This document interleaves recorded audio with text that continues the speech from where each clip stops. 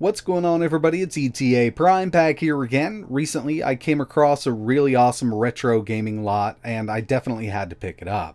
Now, this is all Nintendo 64 stuff. I actually did get a few Genesis games, and once or twice a year, I usually come across something like this, but this is actually the best one that I've ever been able to pick up. Recently, me and my family were on a little bit of a road trip, and my wife likes stopping at these off-the-beaten-path antique stores or little thrift shops out in the country. And usually I'm down for it because sometimes I do find some deals on retro games like we have here. So I got a Nintendo 64, 24 games, 4 controllers for $200, and the games here are absolutely amazing. There are a few duds, but I can definitely deal with that. And so far, the Nintendo 64 has booted up. I've tested one game in it. It's definitely a little beat like most of these Nintendo 64s, but I've definitely seen worse, and the one I actually own right now is in worse shape than this. So we do have the RAM expansion pack already installed, we've got the jumper pack, had a memory card with it, and a rumble pack. Only a single rumble pack even though I have 4 controllers here. And this stuff does look to be in good shape. I haven't tested this out yet. But when it comes to the controllers, these have definitely seen better days. This is a well-used system. We've got the original gray N64 controller here with a little bit of electrical tape and a wobbly analog stick. It does work. I've tested this one, but the analog stick is very janky, as you can see it wobbling around. All the other buttons do function, and it's kind of the same thing across the board with the red controller I have here and the green controller. But this whole setup also came with one of the Super Pad Pros. I probably won't be using this much. It does have turbo built in. I do like the atomic purple color scheme, but it's just a weird controller. So like I mentioned, I did get a few duds. Mission Impossible, Mickey Racing, not too bad. WCW Revenge, we've got Motocross 2000. But we've also got Mario 64, Cruisin' USA, Snowboard Kids 2, Mario Golf, GoldenEye 007, F-Zero, Star Wars Shadow of the Empire, Lego Racers, Zelda Ocarina of Time, Madden 2002, another dud, but a majority of this stuff is actually really good. I've got some more to go through here. Star Fox 64, Bomberman 64, MCR Racing, Rogue Squadron, Perfect Dark, Spider-Man, Banjo-Kazooie, Quest 64, Diddy Kong Racing, and we also have Majora's Mask in gold with the hologram sticker.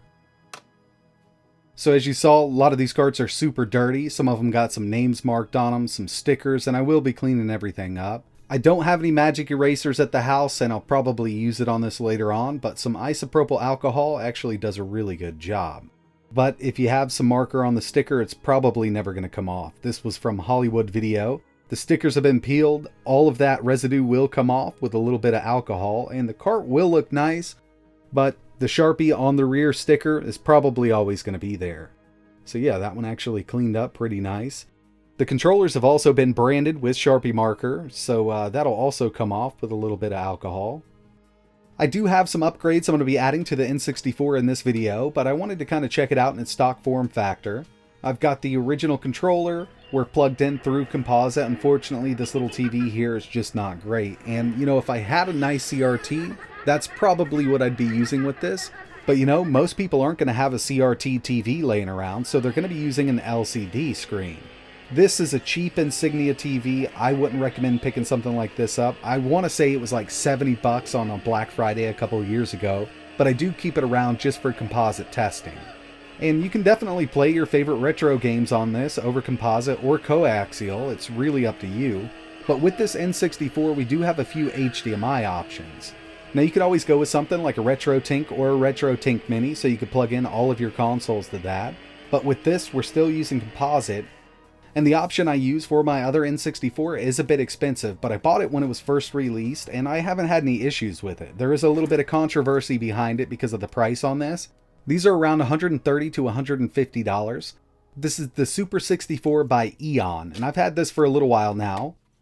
It's worked great on my other N64, and basically it adds HDMI to your N64. We've also got a little smoothing button, which I personally like the way they've set it up. It doesn't smooth it out too much, but it does round off some of the sharper edges.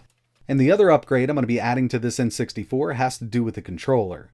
So I personally love the original N64 controller. I grew up with this controller, but I wanted something a little newer, so I picked up a few of the Brawler 64s. These are wireless controllers for the N64.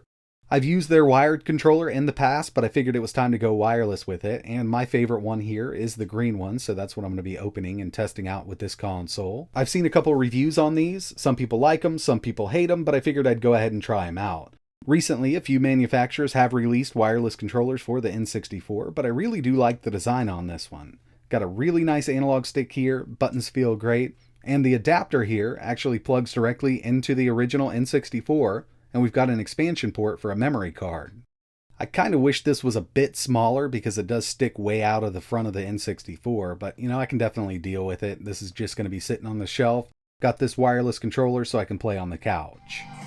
So here we are with the Super 64 Eon. It does 480p out. I think it looks really good, and I personally do like the smoothing button. It doesn't over smooth everything like you'd see with emulation. It just gives a hint of smoothing to get rid of some of the jaggies. These Brawler 64 controllers are using 2.4 GHz technology, so you don't have to pair anything. As long as you have the dongle plugged into the console, it'll automatically sync up. And so far, I actually really enjoy the feel of this thing. I like the analog stick. It's got a little bit of springiness to it when you let it go, but it doesn't kind of throw you off track if you were to just take it all the way to the left-hand side and let it go to center. Unfortunately, as making this video, I haven't tested every one of these games, but in the past, I've only run into one game that didn't work for N64, and it was really beat up. I think it did have water damage, so I think we'll be good to go. Out of this whole lot, there might be one that doesn't work. So like I mentioned at the beginning of the video, once or twice a year I come across some really good retro games and usually get a pretty decent deal on them, but over the years I think this is probably the best deal that I've gotten. The last one was an NES lot, and I did get some pretty good stuff, but I actually paid more for that than I did for this, and really when it comes down to it, I was just in the right place at the right time. And I figured I'd go ahead and make a quick video because on the channel we do a lot of retro gaming, mainly emulation, but in my free time, one of my favorite things to do is play on original consoles. But I am missing a few consoles that I really want, and one of them really isn't a console, it's a computer. I've been hunting for a decent deal on an Amiga 1200 for a while, and I know the prices are actually crazy on them. But the way prices are going on retro stuff right now, I probably just need to go ahead and fork out that money and pick one up right now before they go any higher. But that's going to wrap it up for this one. Really appreciate you watching. I personally don't even know what this is worth. I'm not even going to go on eBay and see, calculate everything that I got here, but I really do think that this was an awesome deal at $200. If you have any questions, let me know in the comments below, and like always, thanks for watching.